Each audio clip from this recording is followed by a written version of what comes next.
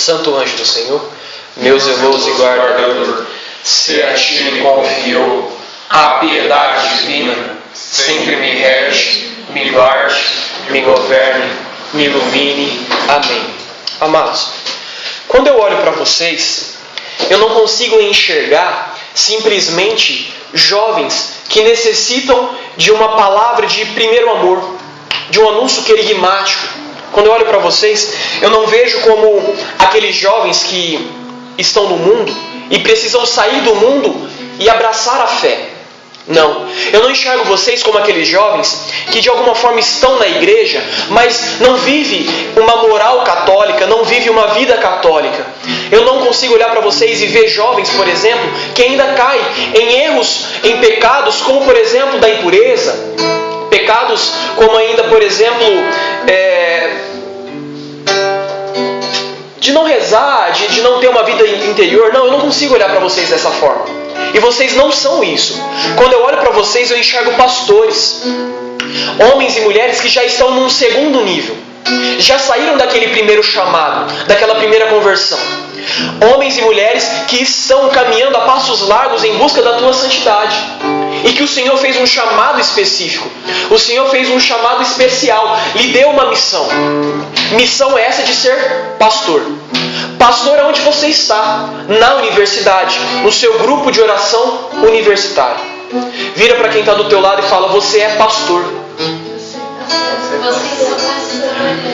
Vocês são pastores. Nós precisamos nos dar conta disso. Nós somos pastores. E o tema dessa pregação que eu vou pregar hoje é o seguinte: o pastor tem que dar a vida pela ovelha. Repete comigo: o pastor tem que dar a vida pela ovelha. Até o Concílio Vaticano II, o trabalho pastoral da igreja, o pastoreio do rebanho do Senhor, era de certa forma mais exclusivo, era mais focado nos sacerdotes, nos religiosos, nos freis. A partir do momento que o Concílio Vaticano II aconteceu há 50 anos atrás, a igreja abriu as portas do pastoreio para os leigos. Antes já não se falava em leigos pregando, por exemplo, em leigos evangelizando, em leigos dando catequese. Então, com o Concílio Vaticano II, a igreja entendeu que o pastoreio de muitos sacerdotes, de muitas igrejas estavam falhos. Então era preciso recorrer aos leigos. Então abriu-se as portas para nós, a fim de que nós assumíssemos realmente o pastoreio dessa igreja. Não é um pastoreio como os do sacerdote, como os dos bispos. Não, é um pastoreio diferente, é um pastoreio leigo. Aonde nós estamos? Lugar este onde muitas vezes o sacerdote não pode chegar. Muitas vezes o sacerdote não consegue chegar em uma empresa, não consegue chegar em uma indústria, não consegue chegar no comércio, não consegue chegar na universidade, não consegue chegar até os universitários. E é então onde nós temos que assumir o nosso papel de cristãos, de batizados e de pastores, a fim de que nós possamos pastorear aquela igreja, a igreja que está dentro da nossa faculdade, dentro da nossa empresa, dentro do nosso trabalho, dentro do comércio, aonde nós estamos inseridos. Nós somos pastores e precisamos assumir isso, porque a igreja pede isso a nós. Nós, enquanto compromissados realmente com a igreja, enquanto homens e mulheres que queremos ser fiéis à nossa igreja, nós precisamos assumir o pastoreio, assumir a evangelização desta igreja e anunciar. Ora, ser pastor implica algo, e este algo é o qual eu quero pregar. Implica em dar a vida, em dar a vida pela ovelha. Isso tem que estar muito claro em nós. Abra a palavra de Deus em Lucas, capítulo 22.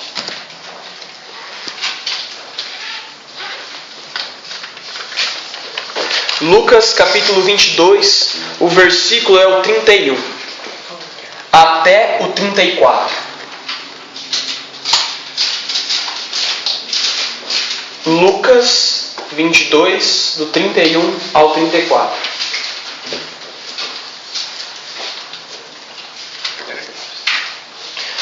A palavra de Deus vai dizer assim, vamos ficar de pé para proclamarmos o Evangelho do Senhor. Lucas 22, 31 ao 34. Simão, Simão, Eis que Satanás vos reclamou para vos peneirar como o trigo, mas eu roguei por ti, para que tua confiança não desfaleça, e tu, por tua vez, confirma os teus irmãos. Pedro disse-lhe: Senhor, estou pronto a ir contigo, tanto para a prisão como para a morte. Jesus respondeu-lhe: Digo-te, Pedro, não cantará hoje o galo até que 3 vezes hajas negado que me conheces. Palavras da salvação. Podemos assentar. Para que nós possamos entender o verdadeiro papel de um pastor, eu quero falar sobre um pastor. Um pastor que não nasceu pastor, mas foi formado, constituído pastor, assim como a maioria de nós. A maioria de nós, muitas vezes, não nascemos pastores, não nascemos dentro da igreja, não nascemos com essa responsabilidade de pastoreio de um rebanho, de uma ovelha. Muitas vezes nós não tivemos exemplos de pastores dentro de nossa casa. Nosso pai não foi pastor, a nossa mãe não foi uma pastora, não nos arrebanhou, não nos ensinou o caminho da fé. E então a vida foi acontecendo, nós fomos crescendo, nós fomos encontrando pessoas até que o Senhor veio ao nosso encontro e nos seduziu, nos converteu, e então aqui estamos hoje. Nós iremos falar de Pedro. Mas quem que era Pedro? Pedro era um pescador de Genezaré. Um pescador que pescava com os seus irmãos, e existia ali, ele era como, por exemplo, uma empresa de pesca ali. Ele pescava para sobreviver mesmo. E a profissão de pescador naquela época não era uma profissão ruim, não era algo que não era rentável, pelo contrário, era algo rentável, ainda mais quando, por exemplo, se tinha mais pessoas que pescavam juntos, então ali conseguiam pegar mais peixes e tudo mais. Pedro era pescador. Pedro era um bom judeu. Pedro era um bom judeu. Ele não era um mau judeu, não. Era um homem que aguardava a vinda do Messias.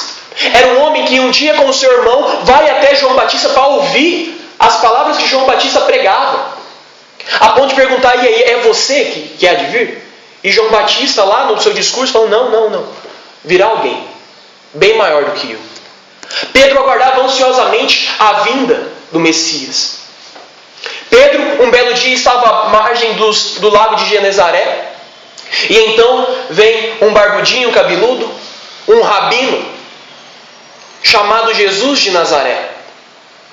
Um homem de Deus, um profeta. Até então eles não sabiam ainda que era o Filho de Deus, não sabiam ainda que era o Messias. E então, chegando à margem do lago, uma grande multidão o seguia, porque todos queriam ouvir a palavra daquele rabino, porque havia algo de diferente nele. Havia algo que cativava os corações, havia algo que transformava os corações, então as pessoas seguiam a Jesus. E então, chegando à beira do mar, ali naquela situação onde a multidão já não conseguia se conter ali, Jesus não conseguia enxergar todos, Cristo entra na barca de Pedro. Então, entrando no barco de Pedro, diz a Pedro: ei, afasta-te um pouco da margem, porque eu quero pregar para esse povo. E então, Pedro pega o seu barquinho, se afasta da margem, e Jesus começa a pregar. E Jesus prega para aquela multidão, e terminando aquela pregação, Jesus vira para Pedro e diz: lança as tuas redes.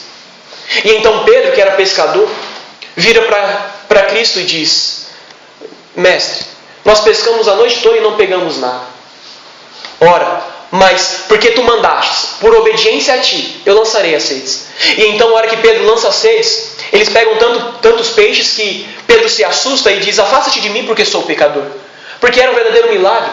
Era algo de milagroso, de grandioso demais que estava acontecendo na vida de Pedro. E então Cristo faz o chamado no coração de Pedro: tu já não serás mais pescador de homens, mas será pescador de peixes, mas será pescador de homens. E a partir daquele momento, Pedro larga tudo e segue a Cristo. Como foi o teu chamado? À beira de qual lado que você estava quando Cristo te chamou? O que você estava fazendo quando o Senhor apareceu na beira da tua praia e disse: Thaís, vem, segue. Já não serás mais isso que você é, mas será pescadora de homens, pastora do meu rebanho. Letícia, Lisa, Lise, Albertone, Rafael, aonde você estava? Eu lembro muito bem a praia na qual eu me encontrava. E era uma praia de muita impureza, de uma vida totalmente imoral, de uma vida totalmente afastada de Deus. E então o Senhor apareceu na minha praia. Ora, a partir daquele momento, Pedro largou tudo para seguir o Mestre. Pedro largou tudo para ir atrás realmente daquele que ali estava, que o chamava. E então a sua vida foi sendo transformada. E então Pedro, ao longo de toda a vida de Jesus, ao longo de todo o discipulado, de todo o apostolado, esteve em todos os momentos grandiosos com Cristo. Teve em todos os grandes momentos de Cristo. Pedro estava lá quando Jesus se transfigurou no Monte Tabor. Pedro estava lá quando Cristo ressuscitou os mortos, ressuscitou Lázaro. Pedro estava lá quando Jesus suava sangue no Horto dos Oliveiras. Pedro participou de todos os momentos. Pedro viu coisas grandiosas. Pedro viu Jesus alimentar uma multidão, mais de 7.000 homens apenas com 3 pãezinhos e 2 peixes, 5 pãezinhos. Pedro viu tudo isso. Pedro viu, depois do discurso do pão da vida, Cristo dizer que era preciso comer a carne dele. E então Jesus, depois de ter falado, as pessoas ficaram escandalizadas. E então Cristo vira para os apóstolos, para os discípulos e diz: e vocês? Também acham isso duro demais? Vocês acham duro demais ter que comer a minha carne? Ter que beber o meu sangue? Se vocês acham isso, então vão embora. E é Pedro que levanta a voz e diz: não, Senhor, a quem iremos nós? Só Tu tens palavra de vida e de vida eterna.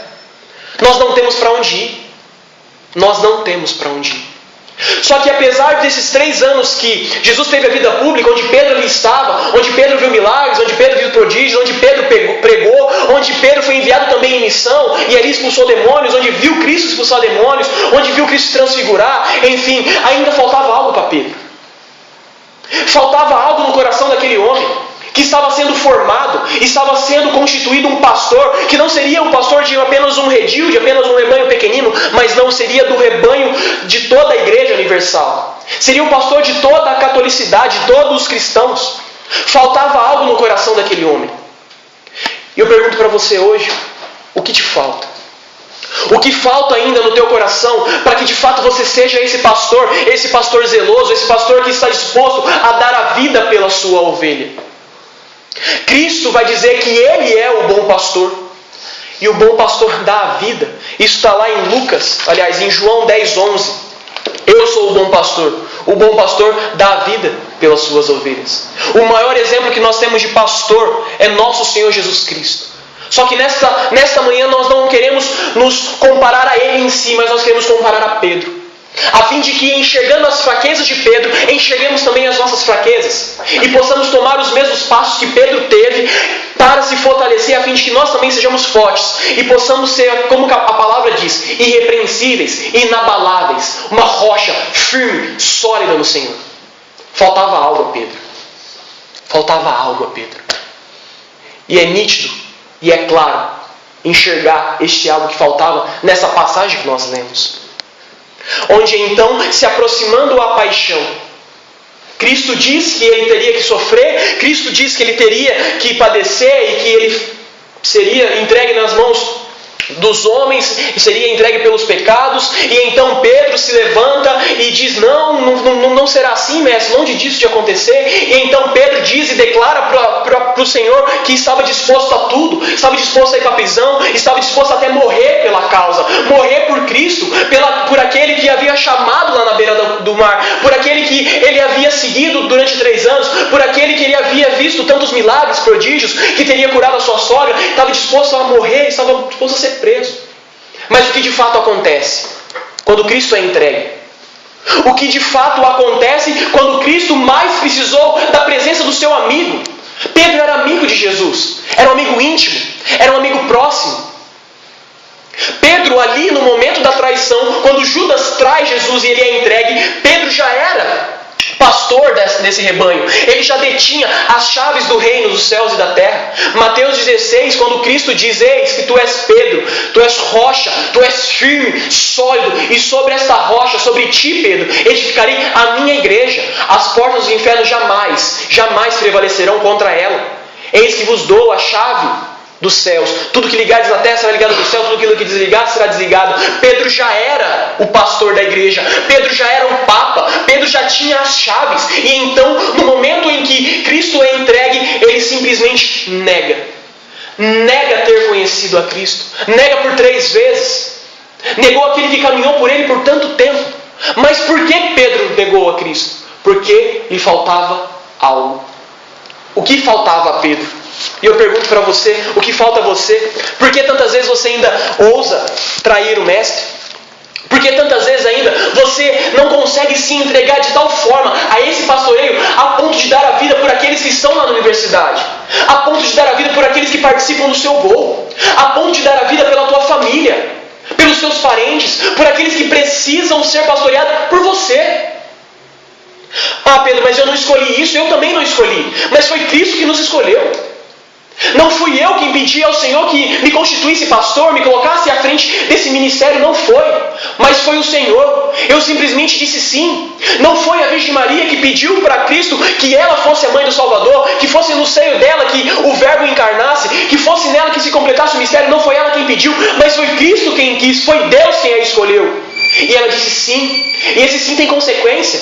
A partir do momento que você disse sim para a sua coordenação, você disse sim para o seu ministério, você disse sim para o chamado do Senhor, isso tem consequência. E nós precisamos abraçar isso. É a cruz que Cristo diz que cada um tem que tomar e segui-lo. É uma cruz de sofrimento, de dor, é uma cruz que muitas vezes pesa, mas é uma cruz que causa alegria. É uma cruz que nos traz um frescor na alma, nos traz a certeza de que estamos fazendo a coisa certa e que o nosso prêmio não está neste mundo, não está nas coisas terrenas, não está realmente nas pessoas, não está nos bens materiais, mas está na eternidade no céu. O que te falta? Para Pedro faltava-lhe algo. O que faltava a Pedro? Faltava o Espírito Santo de Deus. João Batista, em uma das suas pregações, vai dizer assim, em Lucas 3,16: eu vos batizo com água, mas aquele que virá depois de mim vos batizará com o Espírito Santo.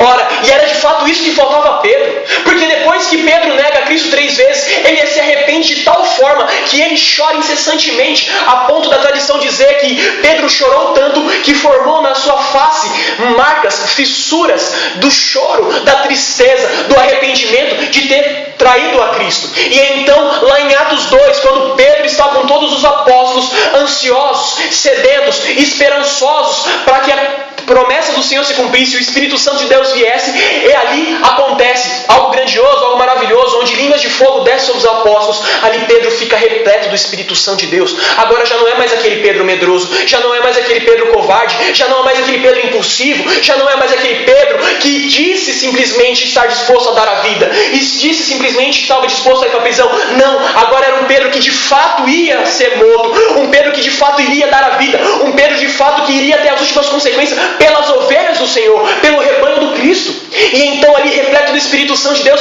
simplesmente ele sai daquele cenáculo, ele sai e dá de dedo na cara dos judeus, nos mesmos judeus que Pedro tinha negado, os mesmos judeus que Pedro estava com medo. Agora não, agora ele tem o Espírito Santo de Deus, agora ele está completo, agora já não lhe falta mais nada, e então ele faz um discurso belíssimo, onde começa dizendo: aquele Cristo a qual vocês crucificaram, ele ressuscitou, ele ressuscitou e vive. E então, ao fim daquele discurso, ele chega a converter 3.000 pessoas. Olha a diferença, olha a transformação deste homem. Ora, Pedro já, quando caminhava com Cristo, ele não estava no nível 2, assim como nós estamos aqui hoje. Ele já estava no nível 3. Pedro já estava realmente completo, repleto, cheio do Espírito Santo de Deus. Pedro já possuía em si, através do Espírito, através da graça de Deus, uma parresia, uma autoridade, algo diferente, que era capaz de enfrentar aquilo que fosse, a fim de que o Evangelho fosse anunciado, a fim de que uma só alma voltasse para o redil do Senhor, porque a palavra diz: há muito mais alegria no céu por uma só ovelha que volta do que pelas 100, pelas 99, pelas 1000 que lá estão. Santo Agostinho vai dizer que é obra muito maior converter um ímpio em justo do que criar o céu e a terra. A frase é assim: é maior obra criar, é maior obra transformar, converter um ímpio em justo do que criar o céu e a terra. Olha que grandiosidade. A partir do momento que o nosso testemunho, o nosso pastoreio, a nossa missão, a nossa vida de missionário converte uma só alma, nós estamos fazendo uma obra maior do que a que Deus fez, criando o céu e a terra. Isso é a nossa igreja que diz, Santo Agostinho diz isso. Olha que coisa grandiosa, olha que coisa maravilhosa. E Pedro se transformou a tal ponto que, lá em Atos 5,15 vai dizer que colocavam os enfermos nos leitos ao caminho dos apóstolos, a fim de que quando Pedro passasse, ao menos a sua sombra fosse capaz de curar eles. Pedro estava tão repleto do Espírito Santo de Deus que a sua sombra curava. Pedro já não precisava tocar, Pedro não precisava pregar, não, ele precisava passar. Por quê? Por quê, amados? Porque ele estava repleto, ele estava cheio do Espírito Santo de Deus. Aquilo que lhe faltava agora não falta mais. A sua vida já estava configurada ao Senhor. Ele de fato assumiu esse pastoreio. Ele de fato assumiu o pastoreio que nos faz ser como o pastor, o grande pastor, que é o mestre, é o Cristo. É Ele que nós nos tornamos a partir do momento que nós somos de fato pastores. E eu te pergunto, o que te falta? O que tem faltado na sua vida? O que tem faltado no seu ministério? O que é? É o Espírito Santo de Deus? Nós iremos clamar pelo Espírito Santo de Deus. É vergonha na cara? Nós iremos clamar por vergonha na cara. É vencer a preguiça? Nós iremos clamar para que vençamos a preguiça. É a timidez? Nós iremos clamar para que a timidez seja derrubada, seja vencida. O que te falta? O que tem faltado para você dar a vida por aqueles que estão na universidade? De você largar o seu gol e ir lá embaixo, lá em busca, ir lá numa sala, e eu não sei aonde você tem que ir, onde o Senhor vai te conduzir para resgatar aquela alma que está lá. O que te falta para que no caminho do teu gol, onde acontece o gol, você já ir chamando todas as pessoas que lá estão. Você dar a vida, você se preocupar com aquelas pessoas que estão participando do gol, se preocupar com aquelas pessoas que estão ali, saber quem são eles, saber qual é a vida deles, porque o pastor tem que conhecer a sua ovelha. Tem que saber se ele está se confessando, se ele já se converteu, se ele está passando por dificuldades na sua casa, se ele precisa ir à missa, eu não sei. Você precisa saber porque é o papel do pastor. Isso é dar a vida. Isso é se gastar pelas ovelhas. Isso é se gastar pelo seu pastoreio, pelo seu rebanho, por aqueles que o Senhor confiou a você. Eu lembro muito bem quando eu coordenava o gol na Unesp. Quantas vezes eu saía de minha sala e o pessoal da minha sala não participava do gol. E então eu chegava a pegar no braço, eu chegava a agarrar e arrastar as pessoas para o gol. Porque eu sabia que aquelas ovelhas pertencem a mim. Aquelas ovelhas são minha responsabilidade. O Senhor me colocou naquela universidade, naquele gol, naquele grupo, para alcançar esses corações. Não é simplesmente para alcançar os corações daqueles que participam ali, que estão ali, não. É aqueles que estão distantes, é aqueles que estão longe, é aqueles que estão sentados em um banco totalmente distante, olhando assim, meio que de canto de olho, meio envergonhado. O que está acontecendo aqui, aquela reunião de jovens, aqueles jovens cantando, é aqueles corações. Não é desprezar aqueles que estão ali no gol, não é isso. Mas é em busca daquela ovelha perdida. É dar a vida por aquele que não quer participar, por aquele que o Senhor mostra. É estar com o coração atento em todos os momentos, em nossa aula, em nosso trabalho, em nossos projetos, lá no nosso grupo de pesquisa, para que o Senhor possa mostrar, Senhor, quem que o Senhor quer aqui arrebanhar, quem o Senhor quer que eu anuncie a boa nova aqui, Senhor Deus, e derrama sobre mim as palavras que Tu queres que eu diga a cada um deles. Esse é o nosso papel. Isso é ser pastor. Isso é dar a vida. Isso foi o que Pedro fez. Então, depois de ter recebido o Espírito Santo de Deus, Pedro sai em missão. Sai anunciando, sai pregando, evangelizando, arrebanhando a igreja do Cristo, formando a comunidade cristã. E o povo foi crescendo, e graças a esse derramamento do Espírito nós estamos aqui hoje. Porque se o Espírito Santo de Deus não tivesse vindo, talvez Pedro não teria se recuperado. A igreja não teria se levantado. A igreja não teria saído em missão. Ora, talvez daqui 10, 15, 20 anos a igreja não esteja em missão ainda, a igreja não esteja de pé ainda, porque nós não nos levantamos hoje, porque nós não assumimos hoje ela.